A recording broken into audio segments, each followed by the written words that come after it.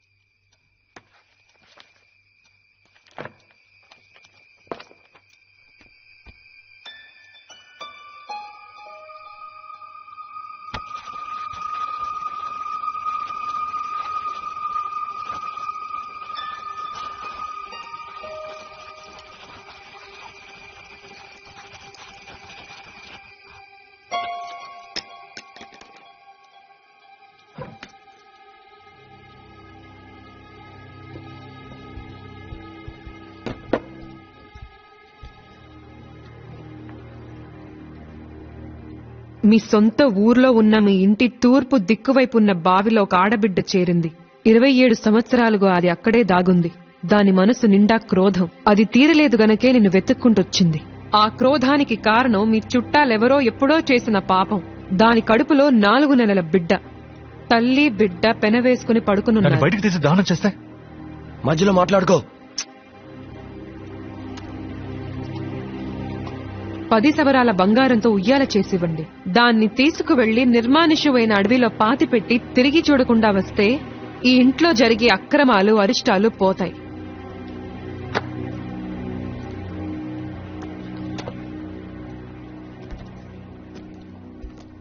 ఈ పరిహారం ఎప్పుడు చేయాలి? రేపే చేసేద్దాంరా.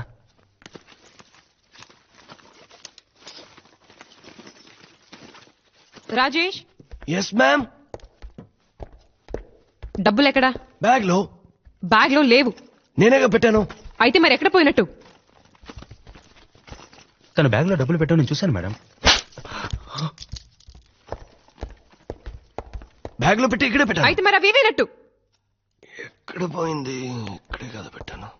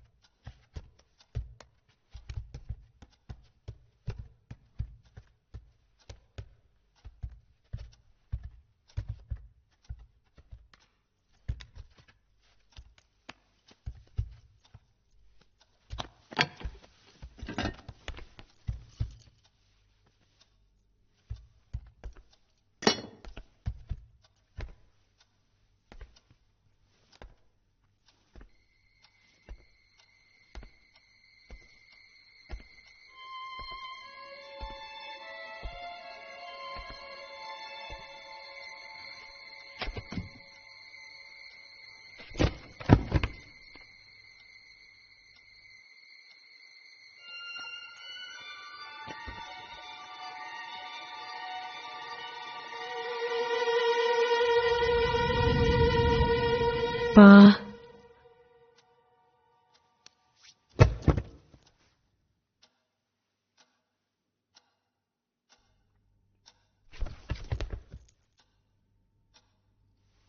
Rajesh, Rajesh, yes ma'am.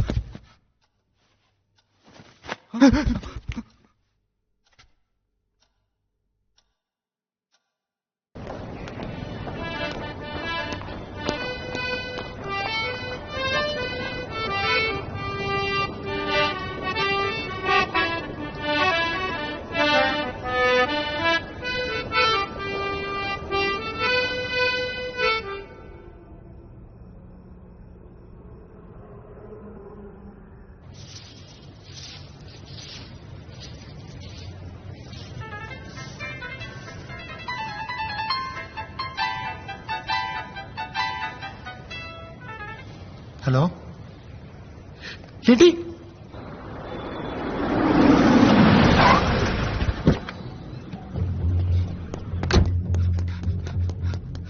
కాటనం కింద కారు అడిగాను, కారు ఇచ్చారా? కారు ఇచ్చారు కదా, అది కారా? పెళ్లి రోజునే.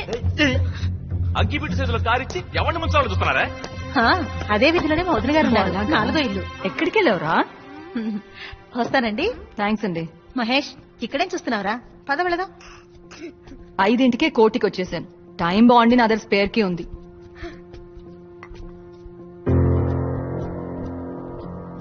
కొత్తగా కన్వెన్షన్ పెట్టుకున్నావా? ఇల్లంతా చాలా నీట్ గా ఉంది. మహేష్ వాళ్ళమ్మ టీ ఇచ్చింది, నువ్వు తాగు. నువ్వెందుకు వచ్చావమ్మా? ఎందుకా? ఎన్నిసార్లు ఫోన్ చేశాను? ఎప్పుడు ఫోన్ చేసినా పెట్టేసే, తర్వాత మాట్లాడతాను, 10 రోజుల తర్వాత మాట్లాడతాను అంటావు. అసలు ఏమైంది నీకు? నాన్నెక్కడా? మచిలీపట్నం ఆడిట్కి వెళ్ళారు. రే మెల్లగరా. ఏమైందిరా? చీకట్లో ఏం చూస్తున్నావు? అమ్మా, ఏంట్రా?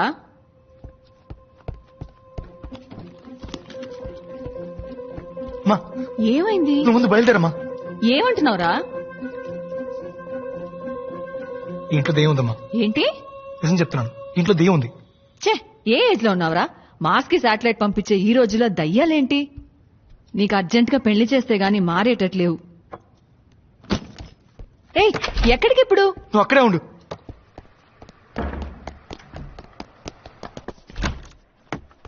ప్రవీణ్ గారు, నాకు అర్జెంట్ గా ఒక బియర్ కావాలి. ఏంటి బియరా? నా దగ్గర డైలీ నైట్ మాట మీద మీరు బియర్ తాగే విషయం నాకు తెలుసు. కాస్త మెల్లగా మాట్లాడు. నాకు అర్జెంట్ గా బియర్ కావాలి. ఈ టైంలో బియర్ అంటే? మాధవ్ గారు, ఉండు ఇస్తాను.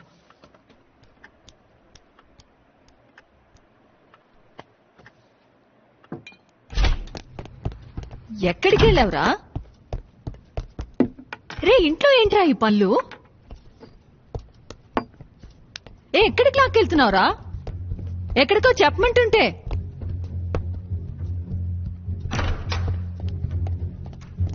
ఏరా నువ్వు బియర్ తాతావా? ఎన్ని రోజులుగా ఈ అలవాటు? గుర్తులేదు. ఏంటి? నాన్న తెలిస్తే ఏమవుతుందో.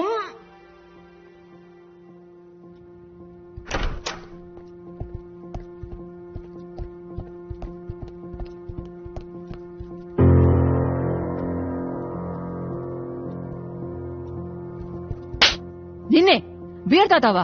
నాన్న తెలిస్తే ఏమవుతుంది తెలుసా?